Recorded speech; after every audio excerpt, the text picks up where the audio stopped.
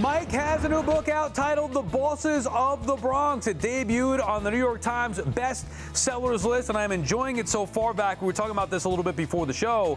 One of the things that I learned being a 46-year-old, I know that the Mets owned the town in the 80s and haven't done that since. I did not know that the Mets were the, quote, cool team in town before Steinbrenner took over in '73. Yeah, Sal, the Yankees had one foot out the door when he bought the team. I mean, they were probably going to follow the Giants, New Jersey. There was some talk that maybe New Orleans would be in play, too, because they were building the Superdome, looking for a team. Steinbrenner, the reason why he got the team, he didn't have the highest bid. A group led by Lehman Brothers bid almost $4 million more than his group did. But William Paley, who was the chairman of CBS, was already going to be known as the guy who let the Yankees go sideways. He didn't want to be known as the guy that let the Yankees skip town, too. And he and Steinbrenner hit it off, and that's really why he was able to get the team when he did.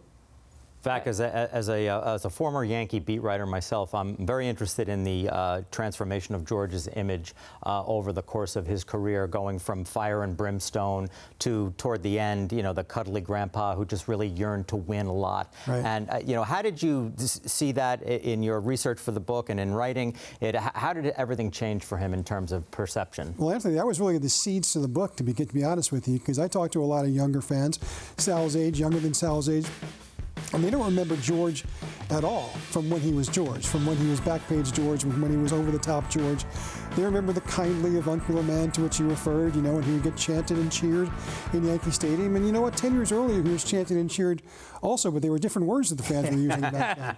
And, Harper remembers this. I mean, after Reggie Jackson came back and hit one into the upper deck over Ron Guidry in the rain this first time back, I mean, Steinbrenner was looked around. He didn't have a friend in Yankee Stadium. And, of course, that changed over time.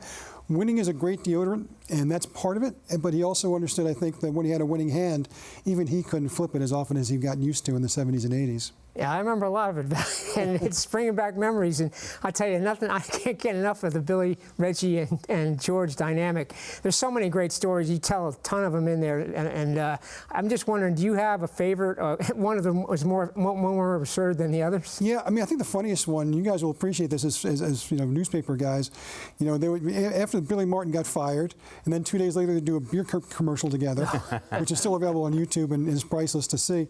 2 days later, he gets hired on Old Timers Day back, and he was going to go into hibernation for 2 years. The writers like, we got to talk to Billy, George didn't want to do that. Mickey Morabito was the PR director, made a lunch against George's wishes. The writers came over. Billy was already 2 Miller Lights into it. And just starts laying into Reggie. Chambliss is a better player, and Nettles is a better player. Chicken Stanley is a more valuable player to us. And the writers are going nuts, and Morabito's about ready to pass out because George has already told him he's going to get fired if this is in the papers. So he goes back and George asked him, how'd that go? And he said, not well, boss. He said, he went off. He's like, well, pack your bags, get ready. And of course, I'm talking in Larry David George voice. Yeah. Pretty good. Right after midnight, Morabito gets a call from one of the writers. He says, we'll see you when we see you. We went on strike. So the story never hit the New York papers. Now, it hit the suburban papers, but George didn't care about the Bergen Record or Newsday. He cared about the Post, the Daily News, and the Times, and so Morabito was spared. Another thing that I learned here, Vac, was that I did not know Steinbrenner proclaimed that in 3 years he would turn the Yankees into winners. I'm well aware of when Steve Cohen took over, he said, about 5 years before the Mets became champions. Any similarities in covering them both for the limited time that you've covered Steve Cohen? Well, give me the similarities between Steinbrenner and Steve Cohen. Look, they both have ambitions, clearly, and they've both succeeded elsewhere besides baseball, which gives them the confidence on day one to think they could do it with baseball. George famously said 2 things that first day. He said, we're going to win again in 3 years, and I'm going to be an absentee owner. And nobody believed the first one, and then he wound up paying off on the second one. And, of course, that's the danger when you're Steve Cohen and you announce 5 years. Well, guess what? Now you've put yourself on a clock, and we're all looking at our watches now and wondering when it's going to happen. And that's something he's going to have to answer for, And it's something George would have had to answer for, except for the fact in 3 years they were in the World Series. In 4 they won it. And by year 5 they were back-to-back champions. So you talk about hitting the ground running. They hit the ground running under him. Vac, George obviously had an outsized impact on the game.